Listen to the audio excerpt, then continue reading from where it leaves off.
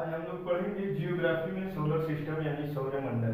सौरमंडल में हमने पिछली वीडियो में सूर्य को पढ़ लिया था। अब पढ़ेंगे कि इसकी उत्पत्ति कैसे हुई और इसके उत्पत्ति में कितने वैज्ञानिकों ने अपना अपना सिद्धांत दिया और वो कौन कौन से ग्रह हैं जो कि कैसे बने हैं और उन ग्रहों की खूबी क्या है उसके बारे में आज हम लोग डिटेल में पढ़ेंगे।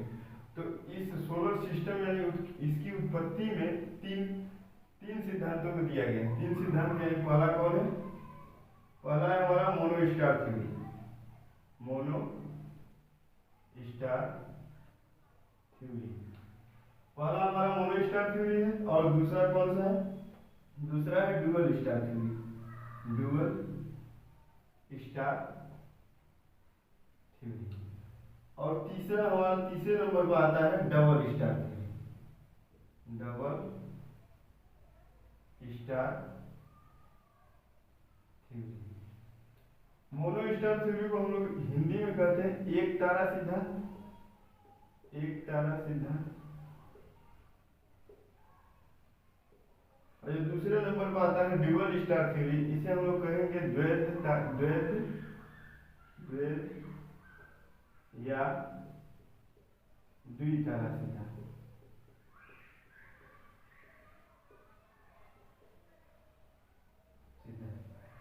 अब जो तीसरे नंबर पर आता है इसे कहेंगे डबल स्टार थ्योरी यानी हिंदी में इसे कहेंगे दो तारा सिद्धांत।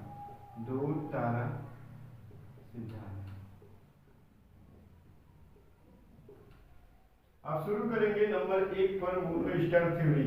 इस थ्योरी में यानी इस सिद्धांत में कौन कौन से वैज्ञानिक आए और अपना क्या क्या मत दिए यानी क्या क्या सिद्धांत दिए, उन्होंने कैसे बताया कि इस सोलर सिस्टम यानी सौरमंडल का उत्पत्ति कैसे हुआ। तो नंबर 1 पर आता है हमारा मोनो स्टार थ्योरी। इसमें एक वैज्ञानिक है जिसका नाम क्या था? कांट। ये कांट नामक वैज्ञानिक ने अपना एक थ्योरी दिया। उस थ्योरी का नाम है गेसले थ्योरी। गेसले थ्योरी। इस थ्योरी में इन्होंने बताया कि जो सूर्य है, सूर्य एक हमारा तारा है। इस सूर्य से टूटकर सभी ग्रह बने हैं। ये जो सूर्य हमारा सूर्य इससे टूटकर क्या बना है? सभी ग्रह हमारा बना है। कौन बोला था? ये कांट नामक वैज्ञानिक ने अपने गेसले थ्योरी में बताया कि जो सूर्य है एक तारा है, इसी सूर्य से टूटकर ये जो छोटे ग्रह हैं जो कि इस समय इस सूर्य की चक्कर मार रहे हैं, ये क्या बने हैं? इसी सूर्य से टूटकर बने हैं। यानी इसी सूर्य का टूटा हुआ भाग क्या है? यही ग्रह है, ये सब ग्रह। तो अब इस सूर्य से टूटे हुए भाग जब ग्रह बने हैं तो अब जाहिर सी बात है कि इसमें जो जो तत्व पाए जाएंगे वो इनमें भी पाए जाने चाहिए। लेकिन इस थ्योरी यानी कांट नामक वैज्ञानिक जो अपना थ्योरी दिया था गेसले थ्योरी, इस थ्योरी को वैज्ञानिकों ने अपने अनुसार से देखा और इसे रीचेक किया, इस पर रिसर्च किया। तो इस ग्रह के तत्व और इस सन यानी तारा जो है सूर्य, इसके तत्व आपस में मैच नहीं किए। जब मैच नहीं किए तो अब इसमें आप समझ जाइए, जब किसी भी चीज का कोई भी टूटा हुआ भाग होता है तो उसके अंदर जो भी व्यवस्थित चीजें होती हैं उससे जब मिलाया जाता है तो कुछ न कुछ मिलता जरूर है। इसीलिए इसके तत्वों को और ग्रहों के तत्वों को मिलाया गया तो ये आपस में मैच नहीं किए, मिले नहीं। तो इस थ्योरी को सभी वैज्ञानिकों ने क्या कर दिया? गलत साबित कर दिया कि जब ये सूर्य का ये भाग है तो इनके तत्व और इनके तत्व यानी जो इसमें पदार्थ है और इसमें पदार्थ है आपस में मिल क्यों नहीं है। इसीलिए क्या हुआ? ये सिद्धांत क्या हो गया? गलत हो गया। तो ये क्या हो गया? गलत साबित हो गया। अब इसी फिर मोनो स्टार थ्योरी में एक और वैज्ञानिक है। तो पहले नंबर के वैज्ञानिक थे। अब दूसरे नंबर के वैज्ञानिक है कौन वैज्ञानिक? लाप्लास। ये लाप्लास वैज्ञानिक आए जिन्होंने अपनी एक थ्योरी दिया। उनका नाम उस थ्योरी का नाम था नेबुला थ्योरी। Nebula theory. इस थ्योरी में इन्होंने बताया कि सूर्य का बाहरी आवरण क्या था? ठंडा था और आंतरिक आवरण क्या था? गर्म था। तो बाहरी आवरण जो ठंडा था वो टूट गया, ठंडा भाग टूट गया और गर्म भाग रुका हुआ था। और उसी ठंडे भाग से सभी ग्रहों का उत्पत्ति हुआ, मतलब टूट के फिर दोबारा टूट के फिर उसके बाद ग्रह बने। जैसे मान लीजिए कि ये सूर्य है, इसका बाहरी आवरण क्या है? ठंडा है। और ये आंतरिक आवरण क्या है? गर्म। तो ये जो बाहरी अवरणीय और भाग ऊपर वाला ये टूटा, पहले टूट गया, मान लीजिए इस तरह टूट गया, ये टूटा। फिर इसके बाद इस ठंडे टूटे हुए भाग से फिर छोटे छोटे टुकड़े, और इन्होंने बताया कि यही जो ठंडे भाग से टूटे हुए टुकड़े यही क्या बने, ग्रह बने। अब फिर वही बात है कि जब सूर्य है और इसका ठंडा भाग टूटा है, इसी से ये टूटकर ग्रह बने, तो इनके तत्वों को मिलाया गया और इस सूर्य के टूटे हुए भाग के तत्वों को मिलाया गया, या फिर इसी सूर्य से मिलाया गया, तो क्या हुआ, आपस में क्या हुआ, मैच नहीं किया। तो ये भी इनकी थ्योरी क्या सेम टू सेम इसी तरह है, बस इन्होंने बता दिया कि ऊपर का भाग जो था ठंडा था और अंदर का भाग क्या था, गर्म था। तो ठंडा हुआ भाग टूटकर बना और गर्म भाग रुका हुआ था। तो जब इन तत्वों को मिलाया गया तो ये भी आपस में क्या हुआ, मैच नहीं किया, यानी मिले नहीं। तो इसीलिए इनकी थ्योरी को भी क्या कर दिया गया, गलत साबित कर दिया गया। अब इसके बाद ये दोनों क्या है, किसमें आए हैं, मोनोस्टार थ्योरी में, यानी गेसले थ्योरी, कांट जी ने जो बताया था गेसले थ्योरी, और प्लस उसके बाद नेबुला थ्योरी, ये दोनों मिला के क्या बना है हमारा, मोनोस्टार थ्योरी।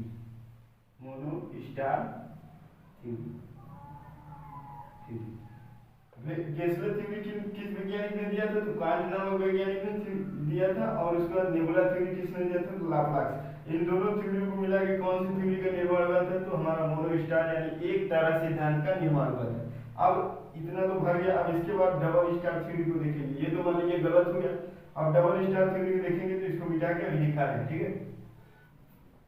मोनोस्टार थ्योरी हम लोगों ने पढ़ लिया, एक तारा सिद्धांत। अब देखेंगे डुअल स्टार थ्योरी यानी द्वैध या द्वितारा सिद्धांत। इस सिद्धांत में दो वैज्ञानिक आए इसमें। तो पहले वैज्ञानिक का नाम था चेम्बरलिन।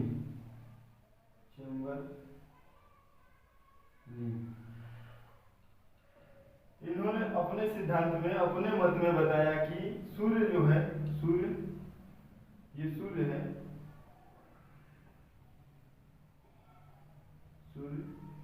इसके समीप एक तारा है जिसका नाम है प्रॉक्सिमा सेंचुरी।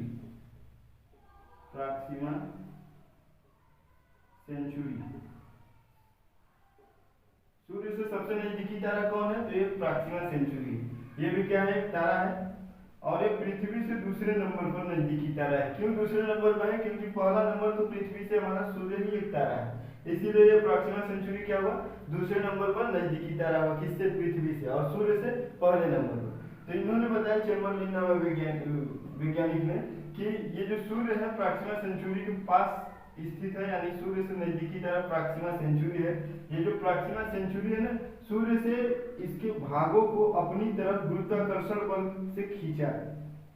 जब इसके भागों को यानी सूर्य को ही खींचा तो इसके जो भाग हैं टूट कर इसकी तरफ आने लगे, प्रॉक्सिमा सेंचुरी की तरफ, और यही सूर्य से टूटा हुआ भाग क्या हो गया, ग्रह बन गया। इन्होंने बताया कि जो सूर्य से नजदीकी तारा प्रॉक्सिमा सेंचुरी है, यही अपने गुरुत्वाकर्षण बल से सूर्य को खींचा, लेकिन इसके जो भाग थे कुछ टूट कर बाहर आ गए, और यही किसका रूप ले लिए, ग्रहों का रूप ले लिए। तो फिर इसके भी सिद्धांत यानी चेम्बरलिन के भी सिद्धांत को वैज्ञानिकों ने चेक किया, तो ये देखिए कि इस ग्रहों के तत्व यानी पदार्थ और इस सूर्य के पदार्थ, यानी क्योंकि ये भी बताया कि ये खींचा है बस, तो इसी का भाग क्यों खींचा है ना, यानी सूर्य के ही भाग को खींचा, तो इसके तत्व और इसके तत्व आपस में क्या हुए, नॉट मैच के, मतलब मिले नहीं। इसीलिए इनकी थ्योरी भी सेम टू सेम मोनोस्टार की तरह ही बताई गई, लेकिन जोड़ दिए हैं किसको, प्रॉक्सिमा सेंचुरी को। ये अपने गुरुत्वाकर्षण बल से इस सूर्य के भाग को खींचा। अब ये तो पहला था चेक करने का तरीका कि दोनों क्या हुए, दोनों के तत्व आपस में मिले नहीं, लेकिन फिर अभी भी लोग कहते हैं, मतलब वैज्ञानिकों का कहना है कि अभी भी तो प्रॉक्सिमा सेंचुरी है और सूर्य भी है, तो इसको अब भी तो गुरुत्वाकर्षण बल से खींच के नए नए ग्रहों पर उत्पत्ति करना चाहिए। तो इसीलिए इनके भी सिद्धांत क्या हुए, गलत हुए, क्योंकि तत्व भी नहीं मिले और इस समय भी स्थित है प्रॉक्सिमा सेंचुरी, और खींचकर इसके मतलब सूर्य के भागों को अलग करके ग्रहों का निर्माण करना चाहिए अब भी। तो ये चेम्बरलिन का भी गलत हो गया। अब इसी डुअल स्टार में यानी द्वैध या द्वितारा सिद्धांत में दूसरे वैज्ञानिक हैं, उनका नाम क्या था, उनका नाम था जीन्स। ये वैज्ञानिक बताए कि सूर्य जो है, सूर्य तो अपनी जगह स्थित था, अपनी जगह से स्थित था, और इसके बाद ठीक same to same Proxima Centauri भी है, इससे दूसरा नजदीकी तारा प्रॉक्सिमा सेंचुरी। तो ये बताया कि जो जीन्स नामक वैज्ञानिक ने बताया कि ये प्रॉक्सिमा सेंचुरी है अपने गुरुत्वाकर्षण बल से खींचा, तो कुछ भाग को ये धीरे से खींचा और कुछ भाग को तीव्र गति से खींचा। तो जो भाग धीरे से खींचा था तो थोड़ा साइज में बड़े आ गए, और जिसको तीव्र में खींचा तो झटके में छोटे छोटे आ गए। तो जो ग्रह कुछ बड़े भी हैं कुछ छोटे हैं, तो जिसको ये अपने गुरुत्वाकर्षण बल से खींचा, लेकिन कुछ को धीरे से खींचा तो थोड़ा बड़े साइज में आ गए, और कुछ को तीव्र गति से खींचा तो छोटे साइज में। यानी ये भी क्या किया, गुरुत्वाकर्षण बल से खींच के क्या बनाया, ग्रहों को बनाया प्रॉक्सिमा सेंचुरी। किसने बताया था, जीन्स नामक वैज्ञानिक ने। तो अब जब ये बता दिए तो फिर वैज्ञानिकों ने वही किया तुलना तत्वों का, और दोनों क्या हुई आपस में नाक मैच किए, और फिर इन्होंने भी देखा कि इस समय में प्रॉक्सिमा सेंचुरी है तो ये क्यों नहीं इससे खींच के दोबारा ग्रह बना सकता है। इन दोनों में अंतर बस यही है कि इन्होंने डायरेक्ट बता दिया कि गुरुत्वाकर्षण बल से खींच के प्रॉक्सिमा सेंचुरी बनाया है, लेकिन इन्होंने बताया कि थोड़ा धीरे से खींचा तो बड़े निकल गए, और थोड़ा जल्दी यानी तीव्र गति से खींचा तो छोटे निकल गए। यानी ग्रह बड़े छोटे तो है, और इन्होंने बता दिया मतलब एक तरह से ही खींच दिया एक तरफा। फिर उसके बाद अब ये तत्वों का मिलान हुआ और इस समय भी है तो मतलब कुछ नहीं हो रहा है, तो ये भी क्या हुआ, गलत हो गया। तो ये दोनों किस में आ गए, डबल स्टार थ्योरी में। यानी मोनो स्टार थ्योरी भी हमारा क्या था, गलत था, और ड्यूअल स्टार थ्योरी भी हमारा क्या हो गया, गलत हो गया। बचा नंबर तीसरा, तीसरे को इसको मिटाकर हम लोग तीसरे को पढ़ रहे हैं, ठीक है, जगह नहीं है इसीलिए हम लोग इसे मिटाकर तीसरे को पढ़ रहे हैं। तो अब देखिए मोनो स्टार थ्योरी और ड्यूअल स्टार थ्योरी दोनों खत्म हो गया, यानी पढ़ लिए हम लोग, दोनों क्या था, गलत था। अब तीसरे नंबर पर आता है ड्यूअल स्टार थ्योरी, यानी दो तरह सिद्धांत। तो इस ड्यूअल स्टार थ्योरी में एक ही वैज्ञानिक आए थे जिनका नाम था लिटिल। इन्होंने अपना एक सिद्धांत दिया और उसमें बताया कि सूर्य तो अपनी जगह स्थित है, ये जो सूर्य है सन, ये अपनी जगह क्या है, स्थित है, मतलब रुका हुआ है, गति तो करता है, मतलब ये अपने स्थान पर ही है। और इसके बाद दो तारा अलग से थे, दो तारा अलग से थे, दो तारा अलग से थे, ये तारा, ये तारा। इन्होंने आपस में गुरुत्वाकर्षण बल लगाकर खींचना स्टार्ट किया। तो ये इसे खींच रहा था अपनी तरफ, ये वाला इसे खींच रहा था अपनी तरफ, और ये वाला इसे खींच रहा था अपनी तरफ गुरुत्वाकर्षण बल से। तो दोनों आपस में खींच रहे थे गुरुत्वाकर्षण बल लगाकर एक दूसरे को। तो एक तारा तो खींच कर आ गया, मान लीजिए ये वाला तारा आया, खींच कर टूट कर ग्रह बन गया, मतलब ये टूटा जब ब्लास्ट हुआ, ये खींच रहे थे जब आपस में गुरुत्वाकर्षण बल लगाकर, तो एक तारा क्या हो गया, ब्लास्ट हो गया, ब्लास्ट मतलब विस्फोट हो गया। तो ब्लास्ट होकर क्या बन गया, ग्रह बन गया। ये छोटे छोटे जो है ये क्या है, ग्रह। और दूसरा तारा क्या हो गया, ब्लैक होल बन गया। यानी इसका ईंधन जो है, हीलियम और हाइड्रोजन दो ईंधन होते हैं तारों को जलने के लिए, तो इसका ईंधन क्या हो गया, खत्म हो गया। तो खत्म होने के बाद ये क्या हो गया, ब्लैक होल बन गया, ब्लैक होल, ये ब्लैक होल बन गया। तो अब इन्होंने बता दिया कि सूर्य अपनी जगह स्थित है और दो तारा थे, एक दोनों आपस में गुरुत्वाकर्षण बल लगाकर एक दूसरे को खींचना स्टार्ट किए। तो एक तो मान लीजिए ब्लास्ट होकर ग्रह बन गया और दूसरा क्या बन गया, ब्लैक होल। तो इसमें बच ही क्या गया है, जिससे इस ग्रहों के तत्व को और इस तारा के तत्व को मिलान करें। ये तारा तो ब्लास्ट होकर ग्रह ही बन गया, और उसके बाद ये जो है ब्लैक होल बन गया। तो बचा क्या, जिससे हम लोग मिलान करें। और ये सूर्य तो अपनी जगह स्थित है और एक ग्रह बन के इसका क्या करने लगे, चक्कर लगाने लगे। तो इनकी थ्योरी को क्या कहा गया, सही माना गया। क्योंकि अब जब तारे ही नहीं बचे हैं तुलना करने के लिए तत्वों का, तो किससे करेंगे। सूर्य तो अपनी जगह आई है, क्योंकि इसका कोई भाग है नहीं, इन्होंने बताया ही नहीं। तो इनकी थ्योरी को क्या कहा गया, सही माना गया। यानी कौन सी थ्योरी सही हुई हमारी, डबल स्टार थ्योरी, यानी दो तारा सिद्धांत क्या हो गया, सही हो गया। अब पढ़ेंगे कि ये जो ग्रह टूटे हुए हैं, ये सूर्य का चक्कर किस प्रकार लगा रहे हैं और किस क्रम में लगा रहे हैं, और कहाँ कहाँ स्थित हैं, अपने अक्ष पर घूमते हैं कि नहीं, और सूर्य का चक्कर कितने दिन में लगाते हैं, इनके कलर क्या है, इन पे कौन कौन से तत्व पाए जाते हैं, गैसें होती हैं कि नहीं, वायुमंडल है कि नहीं, इस पर जीवन संभव है कि नहीं, ये सब इस इसके बाद हम लोग देखेंगे, ठीक है। अब हम बताने जा रहे हैं कि ये जो ग्रह है सूर्य से कितने कितने दूरी पर कैसे कैसे स्थित है, यानी सोलर सिस्टम सौरमंडल के ग्रहों की उपस्थिति कैसे कैसे है सूर्य से कितने दूरी पर, नंबर वाइज नंबर, ठीक है। इसे मिटा के अब उसे शुरू करेंगे। हम लोगों ने ग्रहों की उत्पत्ति के बारे में पढ़ लिया। अब देखेंगे कि ग्रह की उपस्थिति सूर्य के पास कैसे कैसे होती है और ये ग्रह किसे कहते हैं। तो पहला तो हम लोग देख लें कि ग्रह किसे कहते हैं। तो ग्रह हमारे क्या होते हैं, ग्रह, इसे इंग्लिश में क्या कहते हैं, प्लैनेट कहते हैं, प्लैनेट।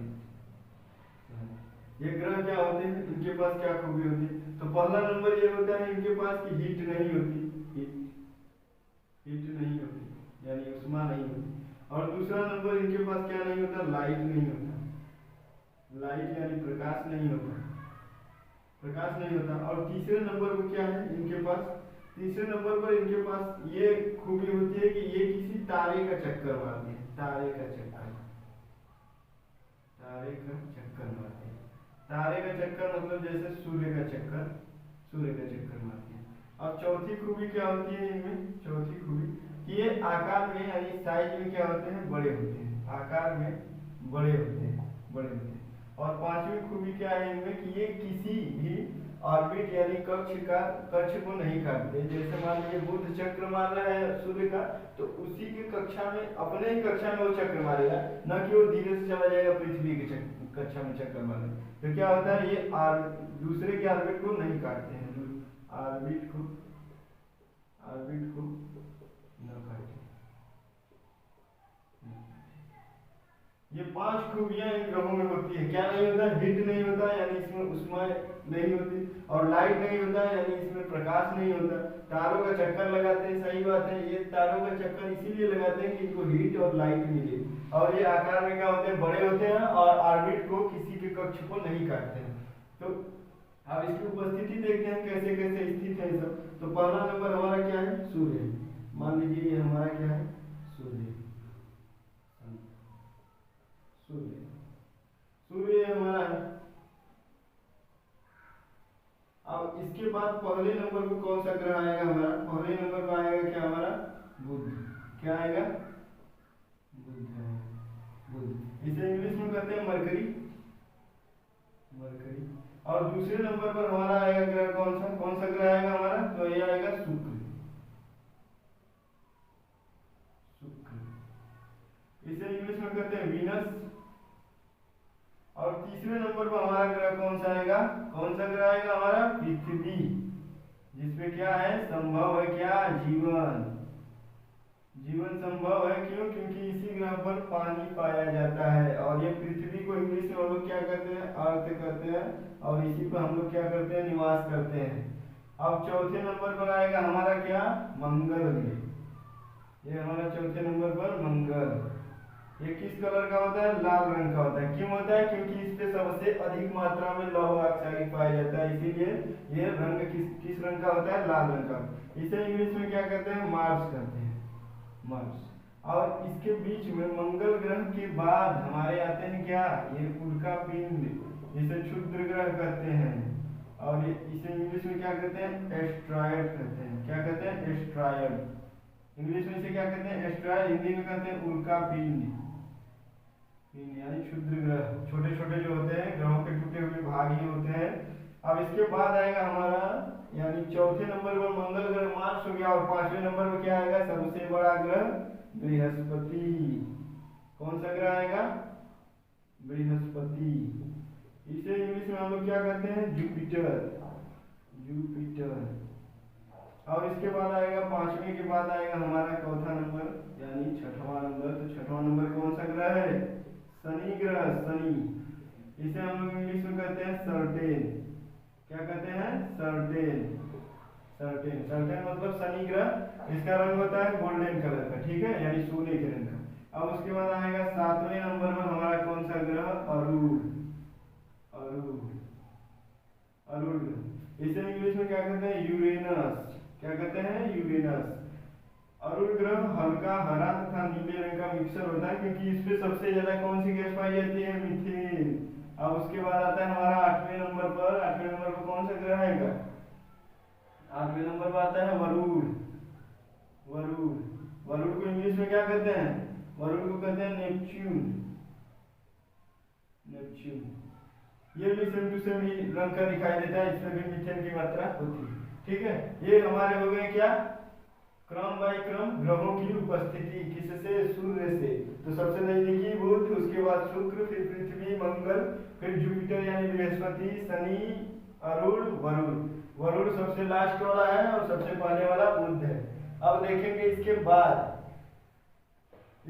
देखेंगे प्रत्येक ग्रहों की खूबी क्या क्या है, ये कैसे कैसे होते हैं। थोड़ा इसमें और जानकारी ले लें कि ये जो उल्का पिंड है, ये उल्का पिंड ये ग्रहों को आंतरिक और बाह्य भागों में बांटता है। तो उल्का पिंड क्या करता है, यानी मंगल से लेकर बुध तक कौन से ग्रह कहलाएंगे? आंतरिक ग्रह। आंतरिक ग्रह।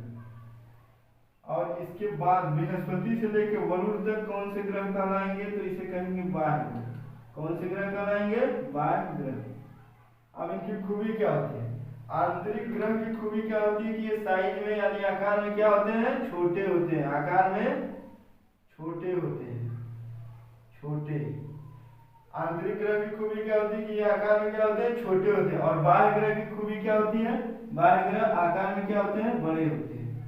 आकार में बड़े होते हैं, बड़े होते हैं। एक खूबी पता चल गया कि ये बाह्य ग्रह आकार में बड़े होते हैं, आंतरिक ग्रह आकार में छोटे होते हैं। और दूसरा खूबी क्या है कि इस पर ये जो आंतरिक ग्रह है इस पर हम चल सकते हैं, यानी चलना संभव है। चलना संभव है। चलना क्या है? संभव। पहला आकार में छोटे, दूसरा चलना संभव। इस पर क्या होता है? चलना संभव नहीं है। चलना संभव नहीं। अब उसके बाद ये जो आंतरिक ग्रह हैं इनके उपग्रहों की संख्या कम होती है क्योंकि सूर्य के नजदीक होते हैं, इसीलिए। तो क्या होगा तीसरा हमारा, तीसरा खूबी कि इनके ग्रहों की उपग्रहों की संख्या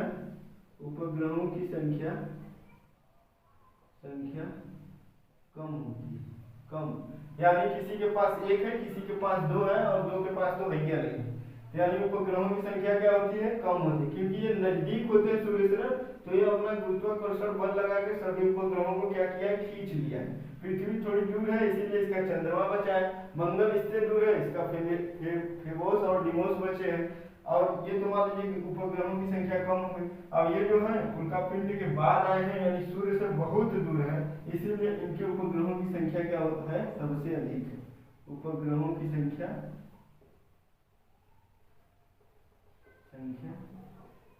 अधिक बस, यानी इतना तो इनका खूबी है। आंतरिक ग्रह और ये जो उल्का पिंड है यही दोनों को क्या करता है? विभाजित करता है।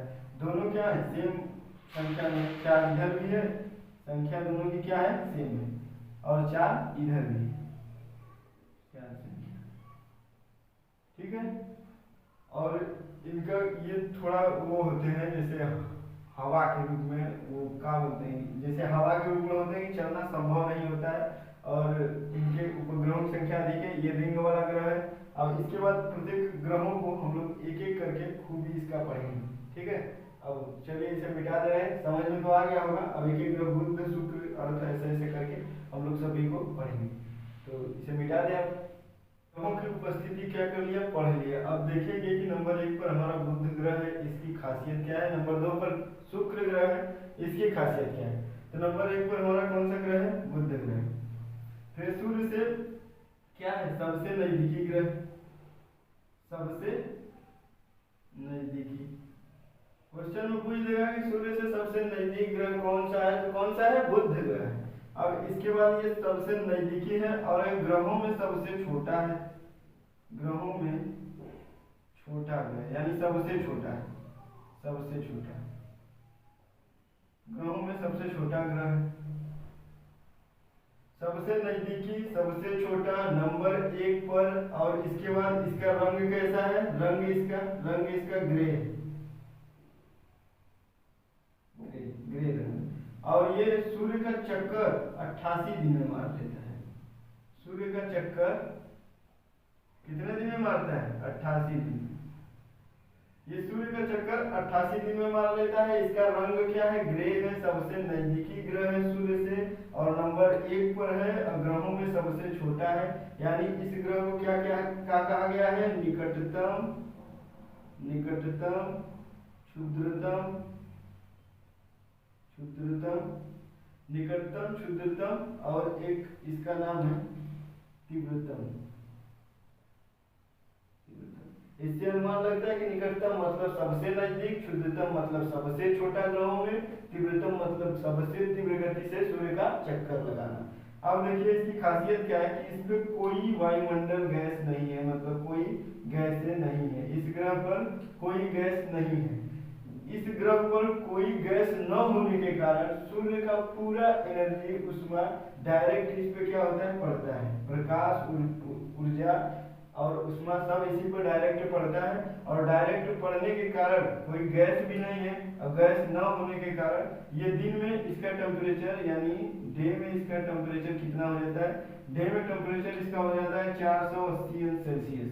480 अंश सेल्सियस जो कि सभी ग्रहों से अधिक है और अधिक होने के कारण इस पर दिन में जाना मुश्किल है, मतलब जलकर भस्म हो जाओगे क्योंकि 100 अंश सेल्सियस पर पानी वाष्प बन के उड़ जाता है। ये 480 अंश सेल्सियस से सोचो कितना ज्यादा इस पर गर्मी हो। अब जब इतना गर्मी दिन में जाना संभव नहीं है तो अब इसके बाद यानी इस पर क्या हुआ, जीवन क्या हुआ, संभव नहीं, जीवन संभव नहीं, संभव नहीं।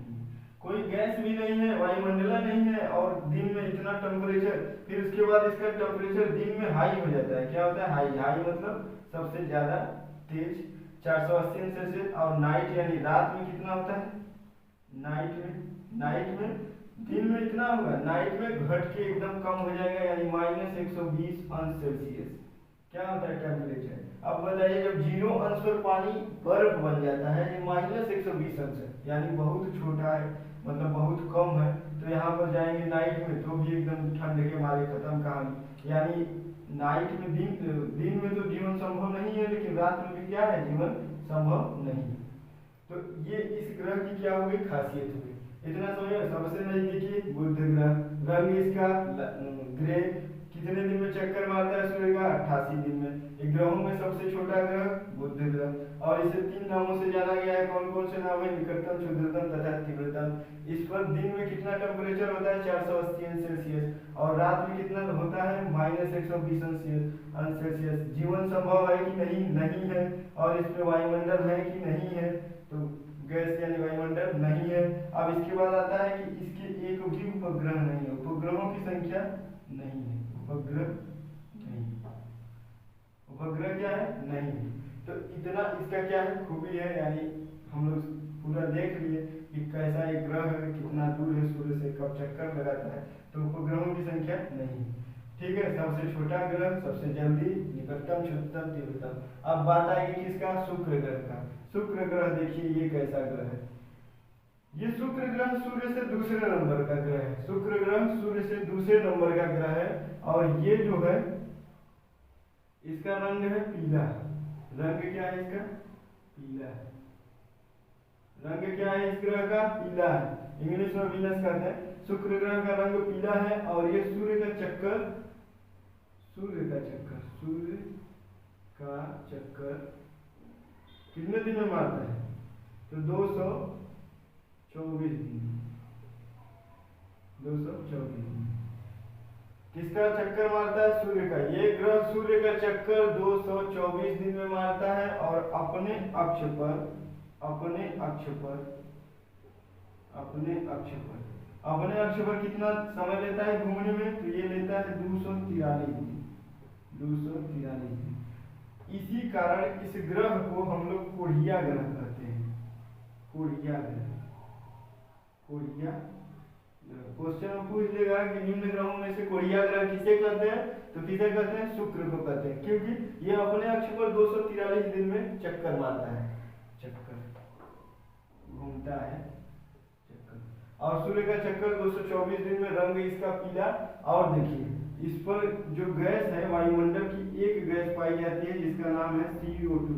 CO2 गैस होने के कारण ये जो सूर्य है अपना एनर्जी यानी उष्मा, ताप जब देता है सभी ग्रहों के ऊपर, तो इसके पास तो कोई नहीं है, इसलिए दिन में ज़्यादा गर्म होता है, रात में ज़्यादा ठंडा हो जाता है। लेकिन इसके पास CO2 है। CO2 गैस ऐसी गैस है जो कि ऊष्मा को अवशोषित कर लेती है लेकिन उत्सर्जित नहीं कर पाती, कि मतलब कि ऊष्मा को ले लेती है लेकिन इसे बाहर फेंक नहीं पाती, मतलब निकाल नहीं सकती। इसीलिए पृथ्वी पर भी इसकी मात्रा बढ़ने के कारण कौन सा प्रभाव ज़्यादा हो रहा है? ग्रीन हाउस प्रभाव। तो ये CO2 गैस यही है कि इसका ऊष्मा लेती है लेकिन बाहर इसे फेंक नहीं पाती। इसी कारण ये क्या होता है? बहुत गर्म हो जाता है। इसे गर्म ग्रह भी कहते हैं और इसे दूसरे नाम से यानी प्रेशर कुकर के नाम से जानते हैं। प्रेशर कुकर, प्रेशर कुकर,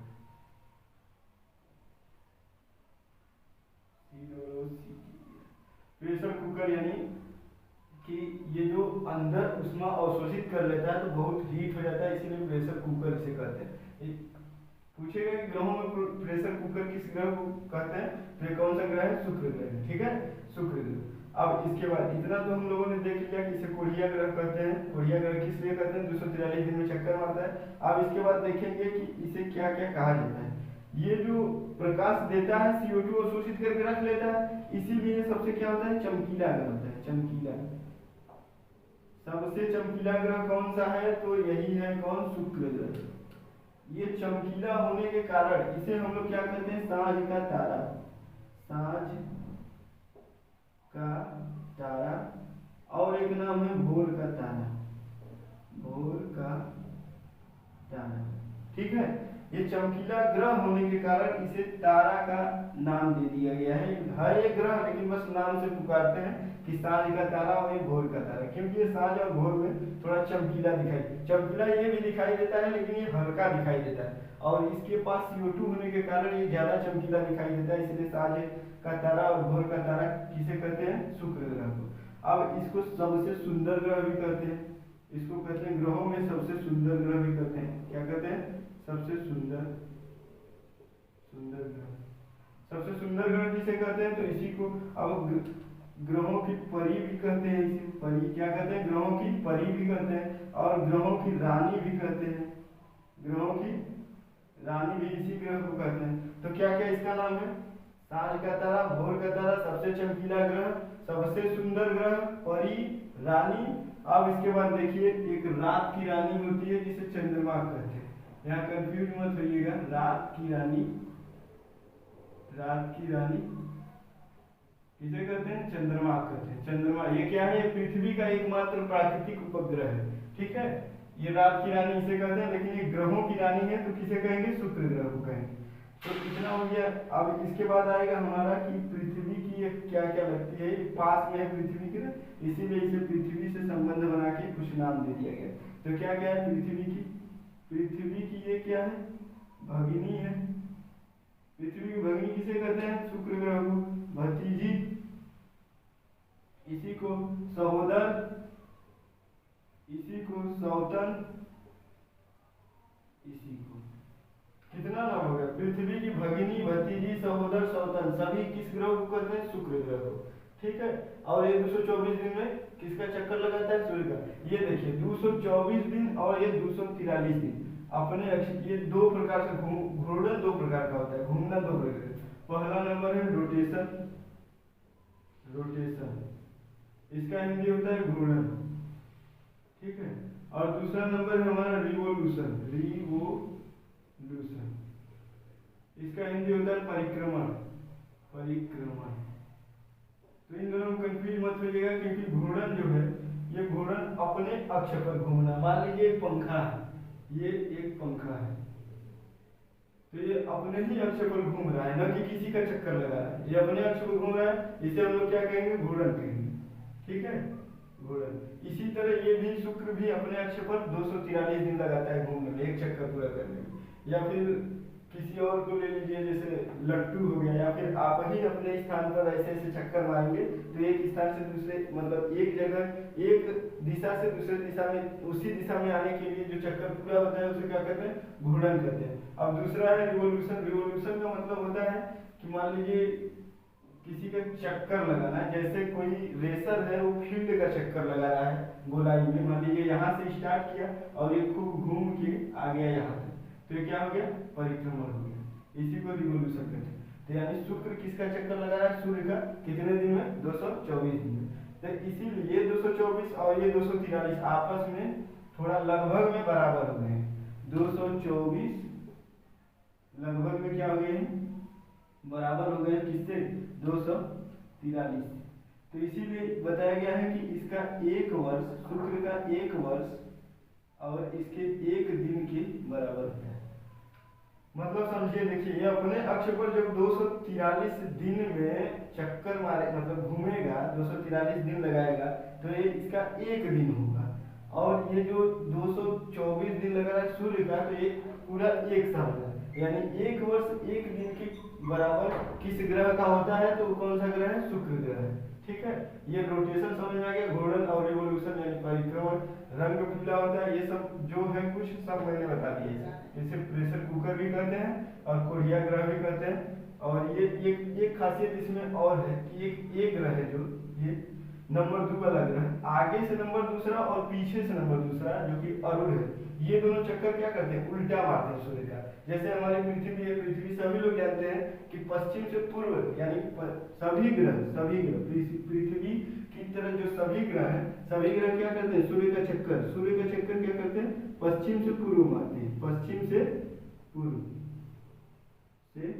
पूर्व की ओर मारते हैं। किसका चक्कर, सूर्य का चक्कर, सूर्य का चक्कर पश्चिम से पूर्व मारते हैं। लेकिन ये 2 नंबर या ग्रह पीछे से भी है और आगे से भी, यानी शुक्र आगे से दूसरे नंबर पर और पीछे से अरुण है, ये दोनों ग्रह क्या करते हैं, उल्टा घूमते हैं, सूर्य का चक्कर उल्टा मारते हैं, यानी पूर्व से पश्चिम मारते हैं, पूर्व से पश्चिम। तब इस ग्रहों पर दिशा, सूर्य किस दिशा से उगता होगा, तो किस दिशा से उगेगा, पश्चिम से उगेगा, और बाकी सभी ग्रहों पर किस दिशा से उगेगा, तो पूर्व दिशा से। ठीक है, इतना समझ में आ गया, सब इसमें है। और इससे क्वेश्चन अब हमको लगता है कि नहीं छूटेगा एक भी क्वेश्चन, तो देख लीजिए, और अगर इसके साथ मारना है तो मार लीजिएगा। ठीक है, अब इसे हम मिटा दे रहे हैं। अब इसके बाद तीसरे नंबर का ग्रह देखेंगे पृथ्वी, और चौथे नंबर का ग्रह देखेंगे कौन, मार्स यानी मंगल ग्रह। तो इसे मिटा दे रहे हैं। हम लोगों ने सूर्य से पहले नंबर बुध और दूसरे नंबर शुक्र ग्रह को पढ़ लिया है। अब तीसरे नंबर पर देखेंगे अर्थ यानी पृथ्वी, और चौथे नंबर पर देखेंगे मार्स यानी मंगल ग्रह। तो पृथ्वी को देखते हैं। पृथ्वी यह सूर्य से तीसरे नंबर पर ग्रह है, और इसका जो है रंग कैसा है, इसका रंग है नीला।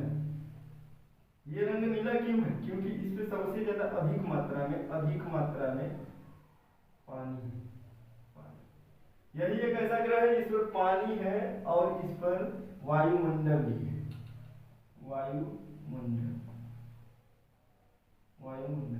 वायुमंडल में कई गैसें हैं, नाइट्रोजन और ऑक्सीजन और एक हाइड्रोजन, ये 3 गैसें मुख्य हैं, और बकिया मिक्सिंग गैसें बहुत सारी हैं। तो ये रंग में नीला है अधिक पानी के कारण, और ये पृथ्वी सूर्य से तीसरे नंबर पर वायुमंडल इसमें है, वायुमंडल है।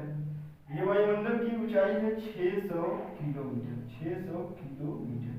इतना ऊंचाई है। अब ये जो है सूर्य से तीसरे नंबर पर होने के कारण इसका एक प्राकृतिक उपग्रह बच गया है, जिसे हम लोग क्या कहते हैं, चंद्रमा कहते हैं। ये चंद्रमा एकमात्र पृथ्वी का उपग्रह है जो कि पृथ्वी का चक्कर लगाता है और सूर्य से प्रकाशित होता है, मतलब सूर्य से प्रकाश को अवशोषित करके और ये पृथ्वी पर अपने प्रकाश को फैलाता है, जो कि रात में हमको चमकीला दिखाई देता है। ये तारा नहीं है, उपग्रह है, पृथ्वी का ही एक हिस्सा है। ये चंद्रमा ऐसा उपग्रह है जिससे इस चंद्रमा के अनुसार हमारा महीना जो है 28 दिन का है। एक महीना चंद्रमा के अनुसार 28 दिन का है। इसी चंद्रमा के अनुसार हिंदू और मुस्लिम अपना कैलेंडर व्यवस्थित करते हैं। क्या करते हैं? कैलेंडर व्यवस्थित करते हैं। कौन करता है? हिंदू और मुस्लिम। इसी चंद्रमा के अनुसार कैलेंडर व्यवस्थित करेंगे और इस कैलेंडर पर अपने त्योहारों को रखेंगे। त्योहार रखने पर हमारा त्योहार आगे पीछे होता है, हिंदू और मुस्लिम का त्योहार आगे पीछे होता है, तो इसी चंद्रमा के कैलेंडर के अनुसार, क्योंकि महीना इसका कितने दिनों का होता है, 28 दिन का, तो त्योहार आगे पीछे होने का कारण क्या है, यही चंद्रमा का कैलेंडर। तो हिंदू और मुस्लिम का त्योहार आगे पीछे होता है इसी चंद्रमा के 28 दिन के महीना के अनुसार।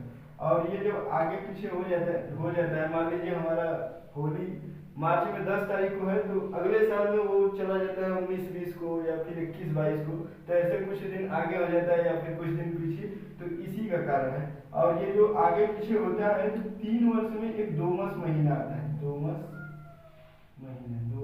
महीना। ये कितने वर्ष में आता है, 3 वर्ष में, 3 वर्ष में दोमस महीना, इसको हिंदू और मुस्लिम लगा देते हैं, जो कि त्योहार फिर से अपने स्थान पर व्यवस्थित हो जाता है। तो जो त्योहार आगे पीछे होते हैं चंद्रमा के अनुसार बनाए गए कैलेंडर से होते हैं, क्योंकि इसका महीना कितने दिन का होता है, 28 दिन का होता है, और इस 28 दिन के महीने में बना हुआ त्योहार आगे पीछे होता है, उसको व्यवस्थित करने में कौन सा महीना लगाया जाता है, दोमस महीना। कितने वर्ष में लगता है, 3 वर्ष में एक बार। ठीक है, ये तो चंद्रमा की बात समझ में आ गई। एक है ईसाई धर्म का कैलेंडर, ईसाई धर्म का कैलेंडर है जिसका नाम ग्रीगोरियन कैलेंडर। ये ऐसा कैलेंडर है जो कि किस पर स्थित है, सूर्य पर स्थित है। ये कैलेंडर सूर्य पर स्थित है, इसीलिए इन ईसाइयों का कोई भी त्योहार आगे पीछे नहीं होता है, जिस दिन रहेगा उसी दिन रहेगा। और इसी कैलेंडर से हमारे अंग्रेजी महीनों का निर्माण हुआ है, जो कि जनवरी, फरवरी, मार्च, अप्रैल ये सब महीने हैं, वो ग्रिगोरियन कैलेंडर से ही इसका निर्माण हुआ है। ये ग्रिगोरियन कैलेंडर से अंग्रेजी महीनों का निर्माण हुआ है। वो कितने दिन के होते हैं, तो 28 से लेके 31 दिन के महीने होते हैं, इसीलिए ये क्या होता है, त्योहार आगे पीछे नहीं करता है। ठीक है, तो अब इसे देखेंगे कि यह जो पृथ्वी ग्रह है ये सूर्य का चक्कर कितने दिनों में लगाती है। तो ये सूर्य का चक्कर लगाती है, सूर्य का चक्कर कितने दिनों में लगाती है, तो ये लगाती है 365 से 366 दिन में। किसका चक्कर लगाती है, सूर्य का चक्कर। बताए थे ना, रिवोल्यूशन और रोटेशन। रिवोल्यूशन कर रही यानी परिक्रमा कर रही सूर्य का, कितने दिनों में, 365 से 366 दिनों में। अब तो इसे क्या कहेंगे, 1 वर्ष कहेंगे। 1 वर्ष यानी इसको दूसरे नाम से जानते हैं सोलर ईयर। एक सोलर ईयर यानी 1 सौर वर्ष। किसे कहते हैं, 1 सौर, क्वेश्चन पूछ देता है कभी कभी, सोलर ईयर यानी 1 सौर वर्ष में कितने दिन होते हैं, तो 365 से 366। ऑप्शन में 365 रहेगा तो मार दीजिएगा, ये राइट है। अब उसके बाद देखेंगे कि ये अपने अक्ष पर यानी रोटेशन, अपने अक्ष पर कितने दिनों में घूमती है, तो इसे क्या कहेंगे, अपने अक्ष पर। अपने अक्ष पर कितने दिनों में घूमती है, दिनों क्या वो घंटा होता है, उसे 1 दिन ले लेते हैं, तो 24 घंटा यानी 1 दिन। 24 घंटा में अपने अक्ष पर क्या करती है, घूमती है। इसका एकमात्र उपग्रह चंद्रमा है, और ये पृथ्वी का रंग कैसा है, नीला है, इस पर अधिक पानी है, और इसमें ऑक्सीजन, वायुमंडल ये सब है। कितना किलोमीटर, 600 किलोमीटर, और ये थोड़ा दूर है सूर्य से, इसीलिए इसका क्या बचा है, चंद्रमा उपग्रह बचा है। ठीक है, यहाँ तक समझ में। एक और बात है इसमें कि ये जो पृथ्वी के समान दिखाई देने वाले ग्रह हैं, पृथ्वी के समान दिखाई देने वाले ग्रह जो है उसे हम लोग टेरेस्ट्रियल कहेंगे। Terrestrial planet. इसे क्या कहते हैं हिंदी में, पार्थिव। क्वेश्चन पूछ देता है कभी कभी कि पृथ्वी के समान दिखने वाले ग्रहों को क्या कहा जाता है, तो हिंदी में पार्थिव ग्रह, इंग्लिश में टेरेस्ट्रियल ग्रह। ठीक है, इतना तो समझ में आ गया। अब पृथ्वी को हम लोग, इसके बाद, ये तो बस मूल जानकारी है, इसके बाद पढ़ेंगे तो इसके बारे में थोड़ा ज़्यादा हम डिटेल में बताएंगे, इसके और चंद्रमा के बारे में। ठीक है, तो इसे हम मिटा दे रहे हैं। अब आएगा 5वां और 6वां नंबर का ग्रह, सॉरी अभी 4थे नंबर का ग्रह बचा है ना, मंगल। इसको देखते हैं, मंगल ग्रह को। मंगल ग्रह का रंग कैसा है, इसका रंग है लाल। लाल रंग क्यों है, किसके कारण, तो इसमें सबसे अधिक मात्रा में क्या होता है, अधिक मात्रा में इसमें आता है लौह ऑक्साइड। ये मात्रा जिसमें अधिक होती है उसका रंग कैसा हो जाता है, लाल हो जाता है। और ये सूर्य से चौथे नंबर में है, इसीलिए इसके दो ग्रह मेन मेन बचे हैं। क्या नाम है इन दोनों ग्रहों का, फेबोस फेबोस तथा सॉरी ये फेबोस तथा डिमोस। डिमोस फेबोस तथा डिमोस ये दोनों इसके क्या है, फेमस उपग्रह है। उपग्रह जो कि इसी के भाग हैं टूटे हुए, यानी सूर्य से दूर रहने के कारण सूर्य गुरुत्वाकर्षण बल लगा के खींच नहीं पाया, कुछ को खींच लिया है लेकिन दो बच गए, फेबोस और डिमोस, जो कि ये उपग्रहों में सबसे छोटा है, सबसे छोटा है। क्वेश्चन में पूछ देता है कि सबसे छोटा उपग्रह कौन सा है, तो कौन सा है सबसे छोटा, डिमोस। कौन सा है, डिमोस। ये रंग किसका लाल होता है, तो मंगल ग्रह का रंग लाल होता है। और ये एक बात देखिए कि यह उल्का पिंडों को अपनी तरफ खींचता है, गुरुत्वाकर्षण बल है, और खींचने से अपनी कक्षा से आगे निकल जाता है, पीछे से पृथ्वी चक्कर मारती सूर्य का, तो कुछ उल्का पिंड इस पर गिर जाते हैं, जो साइज में बड़े होते हैं वो आके गिर जाते हैं, और जो साइज में छोटे होते हैं वो ये वायुमंडल जो है ना 600 किलोमीटर इसी से रगड़ खा के समाप्त हो जाते हैं, टकरा के घर्षण करके खत्म हो जाते हैं, जल के राख हो जाते हैं। तो ये क्या करता है, गुरुत्वाकर्षण को खींचकर अपने आगे निकल जाता है, कुछ मतलब पृथ्वी पीछे रहती है तो इसके ऊपर कुछ गिर जाते हैं, जिनसे जिन उल्का पिंडों के गिरने के कारण इस पृथ्वी पर वजन भी ज्यादा हो गया है और इसमें छोटे छोटे झीलों का निर्माण होता है। तो ये तो मान लीजिए चौथे ग्रह की खासियत हो गई कि उल्का पिंडों को खींचता है। और एक इसका इस पर एक वो पाया जाता है, पर्वत पाया जाता है जिसका नाम है मिक्स ओलंपिया। मिक्स ओलंपिया इसमें ये पर्वत इसमें ज्यादा है, पहाड़ पर्वत अधिक है, तो मिक्स ओलंपिया क्या है, मतलब मुख्य पर्वत है, किस पर पाया जाता है, तो मंगल ग्रह पर पाया। इतना इसके बारे में हम लोग समझ गए और पढ़ लिए। इसके उपग्रहों को देख लिए, सबसे छोटा उपग्रहों में सबसे छोटा उपग्रह डिमोस है, ठीक है, इसका रंग लाल होता है और ये मंगल है। अब पढ़ेंगे पांचवा और छठवां, कौन सा पढ़ेंगे, ये तो हम 4 आंतरिक ग्रहों के बारे में पढ़ रहे हैं जिस पर चलना संभव है, जिनके आकार छोटे छोटे, उपग्रहों की संख्या कम होती है। अब इसके बाद बाह्य ग्रहों को पढ़ेंगे क्योंकि उनका पिंड के आगे आते हैं और उन पर चलना संभव नहीं था, आकार बड़े होते हैं, उपग्रहों की संख्या अधिक होती है और रिंग वाले भी ग्रह उसी में आएंगे, तो इसे मिटा दे रहे हैं। फिर पांचवा और छठवां बता रहे हैं। हम लोगों ने तीसरा और चौथा ग्रह पढ़ लिया यानी अर्थ और मार्स को। अब देखेंगे कि मार्स के बाद जो उल्का पिंड अलग करते हैं बाह्य ग्रहों के बारे में, तो ये पांचवा नंबर का है जुपिटर यानी बृहस्पति और छठे नंबर का है सैटर्न यानी शनि। तो पांचवें नंबर सूर्य से पांचवें नंबर जुपिटर यानी बृहस्पति को देखते हैं, तो इसका रंग कैसा होता है, इसका रंग होता है orange colour. Orange colour, orange मतलब नारंगी रंग कैसा होता है इस ग्रह का, तो ऑरेंज कलर का। और इस ग्रह का सबसे अधिक उपग्रह होते हैं। इस ग्रह के सबसे अधिक उपग्रह क्यों होते हैं, क्योंकि सूर्य का गुरुत्वाकर्षण बल इस ग्रह पर ज्यादा प्रभाव नहीं डालता है, क्योंकि इसके पहले तो आ जाते हैं उल्का पिंड। तो सबसे अधिक उपग्रह किस ग्रह के होते हैं, तो बृहस्पति के, यानी उपग्रहों की संख्या अधिक होती है, संख्या सबसे अधिक होती है, सबसे अधिक। यानी कितने उपग्रह हैं इसके उपग्रह है 73 किसके उपग्रह हैं, बृहस्पति के उपग्रहों की संख्या सबसे अधिक बृहस्पति ग्रह की। अब उसके बाद इस उपग्रहों में मान्यता किन किन ग्रहों को प्राप्त है, कितने ग्रह को मान्यता प्राप्त, कितने ग्रह है, तो ये है 16 ग्रह, उपग्रह। मान्यता प्राप्त उपग्रह कितने हैं, 16 उपग्रह। मेन यानी फेमस उपग्रह इसका कौन सा है, इसको हम कहेंगे गैनीमेड।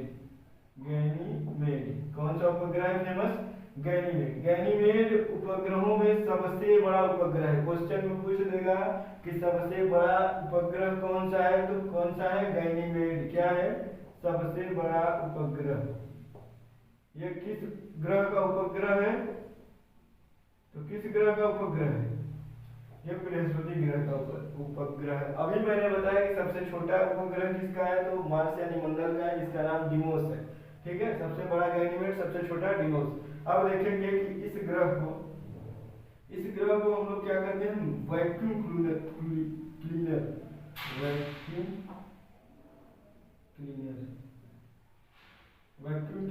क्यों कहते हैं इसे वैक्यूम क्लीनर ग्रह प्लानिट? क्यों कहते हैं वैक्यूम क्लीनर ग्रह?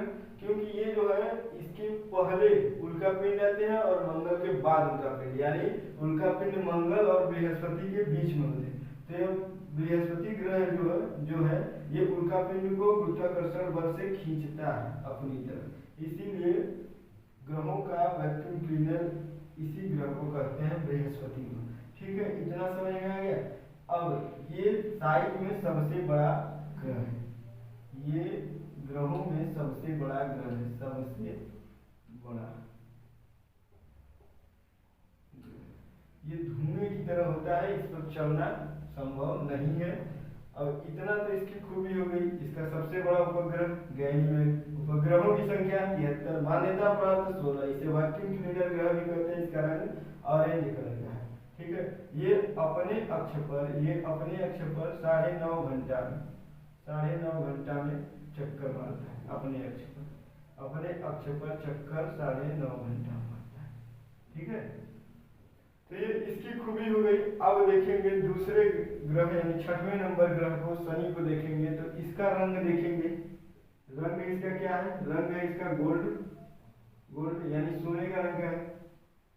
और ये जो है इसका घनत्व इस ग्रह का घनत्व सबसे कम है, सभी ग्रहों से सबसे कम है।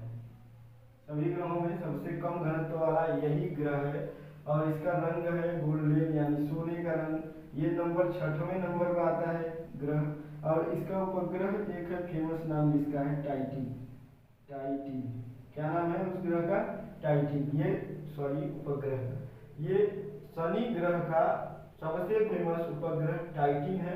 और इसके भी उपग्रहों की संख्या थोड़ा अधिक है, यानी उपग्रहों की संख्या इसके कितने हैं? उपग्रहों की संख्या 62 है। और मान्यता प्राप्त ग्रह 21 है। शनि ग्रह के उपग्रहों की संख्या 62, मान्यता प्राप्त 21। इसका सबसे फेमस उपग्रह टाइटन। और एक इसमें खूबी होती है कि इसके किनारे ये जो है घूम रहे हैं, ये छोटे छोटे धूलकण हैं। ये छोटे छोटे धूलकण हैं जो कि एक रिंग का निर्माण करते हैं। इन रिंगों की संख्या कितनी है? रिंगों की संख्या 7 है। इसीलिए इस ग्रह को क्या कहा गया? रिंग वाला ग्रह कहा गया। रिंग वाला ग्रह कहा गया। इसके किनारे घूमने वाले क्या है? छोटे छोटे धूलकण हैं, जिनकी वो एक रिंग का निर्माण करते हैं, जिनकी संख्या 7 है। इसीलिए इस ग्रह को रिंग वाला ग्रह कहते हैं। सबसे कम घनत्व वाला यही ग्रह है। इसका रंग गोल्डन है। फेमस उपग्रह टाइटन। उपग्रहों की संख्या 62, मान्यता प्राप्त उपग्रह 21 है। और देखिए घनत्व की बात आई तो सबसे अधिक घनत्व उस पृथ्वी का होता है। उसको मैं भूल गया हूँ बताने के लिए, तो उसके लिए सॉरी। ये जो है सबसे कम घनत्व वाला है, पृथ्वी सबसे अधिक घनत्व है। तो इसे आप मिटा के आप शुरू कर रहे हैं 7वां और 8वां। इतना तो समझ में आ गया होगा, जो मेन है वही समझ लीजिए इतना। और इसके बाद देखेंगे 7वां और 8वां। ठीक है, इसे मिटा दे रहा हूँ। हम लोगों ने सूर्य के बाद पहले, दूसरे, तीसरे, चौथे, 5वें, 6वें तक पढ़ लिया। अब पढ़ेंगे 7वां और 8वां यानी लास्ट का 2 ग्रह। तो पहला नंबर यानी 7वां ग्रह, सूर्य से 7वें नंबर पर ग्रह यूरेनस यानी अरुण है। अरुण, जिसे हम लोग क्या कहते हैं? आधुनिक ग्रह कहते हैं। आधुनिक ग्रह क्वेश्चन में पूछ देगा कि निम्न ग्रहों में से आधुनिक ग्रह किसे कहा जाता है? तो ये क्या है? अरुण है। और इसका रंग कैसा होता है? तो हल्का हरा और नीला का मिश्रण होता है। हल्का हरा और नीला का मिश्रण होता है। क्यों होता है हल्का नीला और हरा का मिश्रण? क्योंकि इस पे चारों तरफ मीथेन की मात्रा सबसे अधिक होती है। मीथेन एक गैस है जिसकी मात्रा सबसे अधिक होती है, इसीलिए हल्का हरा और नीला का मिश्रण होता है। इसे आधुनिक ग्रह कहते हैं। नंबर 7 पर है। और ये जो है ये ग्रह मैंने आपको बताया था कि शुरू से दूसरा नंबर ग्रह, यानी पहला बुध, दूसरा शुक्र, शुरू से दूसरा नंबर वाला ग्रह और लास्ट से दूसरा नंबर वाला। यानी लास्ट से देखेंगे तो पहला ये नेपच्यून यानी वरुण है और दूसरा कौन है? दूसरा नंबर का ग्रह अरुण है। तो ये जो शुरू से नंबर 2 के ग्रह और लास्ट से नंबर 2 के ग्रह सभी ग्रहों के विपरीत चक्कर मारते हैं सूर्य का, यानी पृथ्वी, बुध, मंगल, बृहस्पति, शनि, ये सब सूर्य का चक्कर मारेंगे पश्चिम से पूर्व की ओर, तो ये सब मारेंगे पूर्व से पश्चिम की ओर, यानी किधर से मारेंगे, पूर्व से पश्चिम की ओर। किधर से मारेंगे चक्कर, पश्चिम की ओर। तो यहाँ दिन किस दिशा से, मतलब सूर्य किस दिशा से इस ग्रह पर उगता दिखाई देगा, तो दिखाई देगा पश्चिम दिशा से। क्यों, क्योंकि ये सब उल्टा चक्कर मार रहे हैं सूर्य का, पूर्व से पश्चिम, इसीलिए। तो इस पे रंग इसका ये हो गया, हरा और हल्का नीला का मिश्रण, और मीथेन गैस पाई जाती है। एक खासियत इसकी और है कि ये इस पर भी क्या होता है, रिंग पाया जाता है, छल्ले। शनि पर पाए जा रहे थे छल्ले कितने, 7, अधिक होने के कारण उसे रिंगों वाला ग्रह कहा गया, यानी 7 रिंगों वाला ग्रह। और इस पे पाए जाएंगे 5 छल्ले, 5 रिंग। तो इसे कम होने के कारण इसे रिंग वाला ग्रह नहीं कहा जाता, बस ये कहा गया है कि 5 छल्ले इस ग्रह पाए जाते हैं। और इसका एक उपग्रह है, उपग्रह जो कि फेमस है, उसका नाम क्या है, ट्रिटेनिया। ये एक ही उपग्रह इसका फेमस है, जैसे शनि का टाइटन था उसी तरह उपग्रह इसका ट्रिटेनिया है। तो इसके बारे में हम लोग ने देख लिया कि आधुनिक ग्रह कहा जाता है, नंबर 7वें का ग्रह है। पीछे से नंबर 2 है, इसकी खासियत है कि चक्कर सूर्य का पूर्व से पश्चिम की ओर मारता है, और इस पे दिन होगा तो सूर्य किस दिशा से उगेगा, तो पश्चिम दिशा से उगेगा। ठीक है, ये अरुण और शुक्र 2 नंबरिया ग्रह है, इसे ध्यान में रखिएगा कि ये हमेशा उल्टा चक्कर मारते हैं, मतलब सभी ग्रहों के विपरीत चक्कर मारते हैं। ठीक है, ये इसकी खासियत हो गई समाप्त। अब आएगा आपका नेपच्यून। नेपच्यून सबसे सूर्य से दूर है, मतलब सूर्य से दूर, मतलब सबसे दूर ग्रह कौन है, नेपच्यून यानी वरुण। तो ये सबसे दूर है, सबसे दूर होने के कारण सबसे धीमा चक्कर मारेगा, सबसे धीमा चक्कर किसका, सूर्य का चक्कर किसका मारेगा, सूर्य का।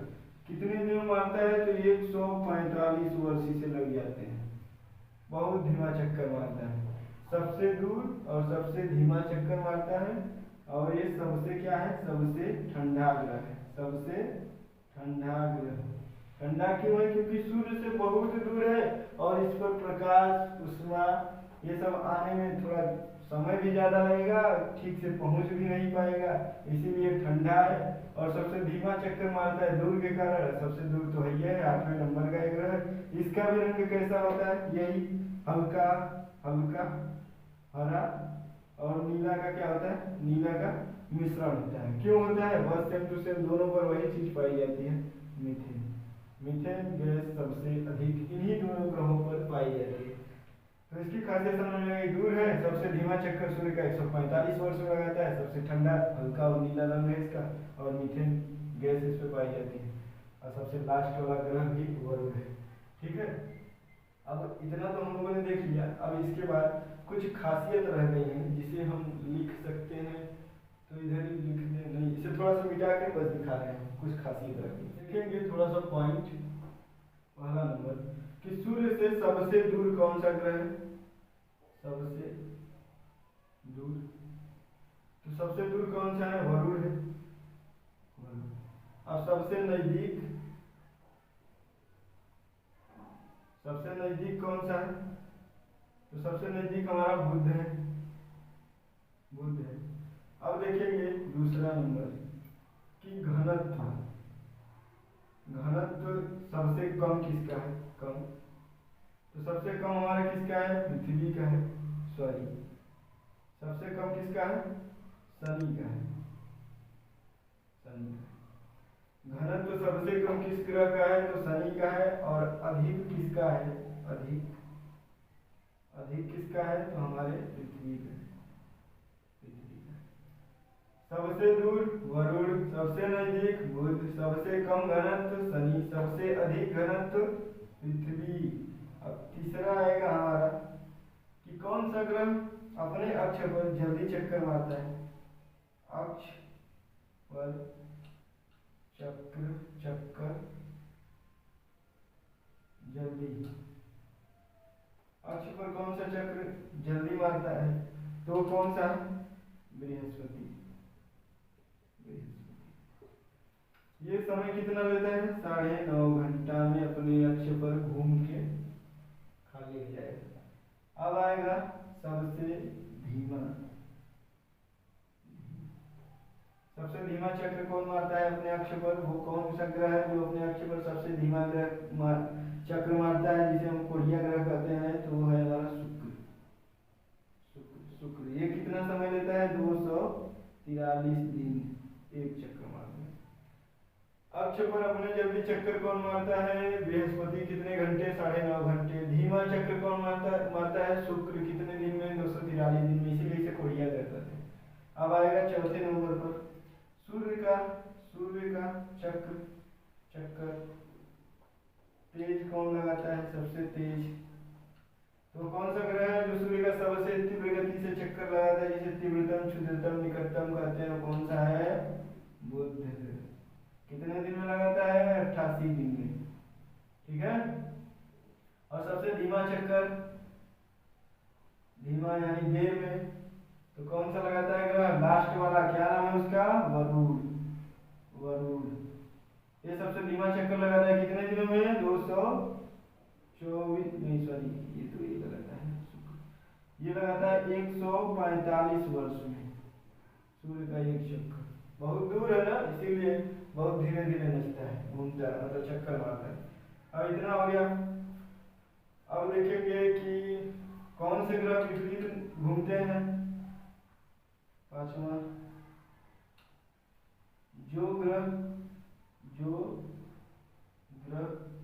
अन्य ग्रहों से विपरीत घूमते हैं, अन्य ग्रहों से विपरीत सूर्य का चक्कर मारते हैं, विपरीत सूर्य का चक्कर मारते हैं, समझ जाइएगा। जो ग्रह अन्य ग्रहों से विपरीत सूर्य का चक्कर मारते हैं वो कौन कौन से हैं? तो कौन कौन से हैं? वो है आपका दूसरा नंबर ग्रह शुक्र है, और फिर उसके बाद है दूसरा नंबर अरुण, लास्ट से दूसरा नंबर और सूर्य से दूसरा नंबर शुक्र और अरुण। ठीक है। अब देखेंगे कि यहाँ पर ये पांचवें के बाद छठवां नंबर।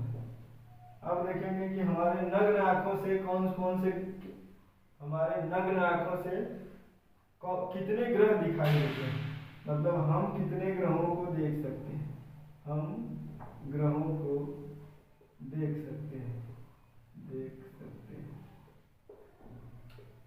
तो कितने ग्रह हैं? 5 ग्रह हैं, 5 ग्रह। एक हमारा पृथ्वी है जिस पर हम खड़े होकर 5 ग्रहों को देखते हैं, यानी कुल मिला के 6 होता है, तो पृथ्वी को छोड़ देते हैं क्योंकि उसी पे तो हम लोग खड़े रहते हैं।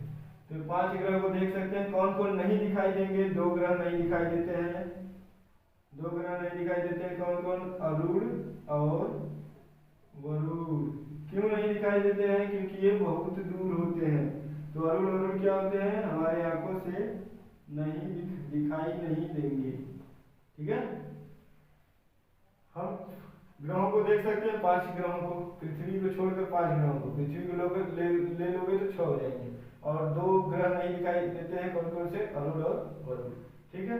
तो यहाँ तक तो मैंने बता दिया बहुत कुछ, और लगता है कि सभी को अच्छे से समझ में आ गया होगा। अब इसके बाद कुछ और पढ़ेंगे जो कि अगली वीडियो में, और कुछ मैं ग्रहों के बारे में बताऊंगा जो कि किसके ऊपर हावी होंगे तो कैसा इफेक्ट पड़ेगा, वो राशि में बताऊंगा, जब राशि पढ़ाएंगे तब। ठीक है। तो यहाँ तक के लिए समाप्त।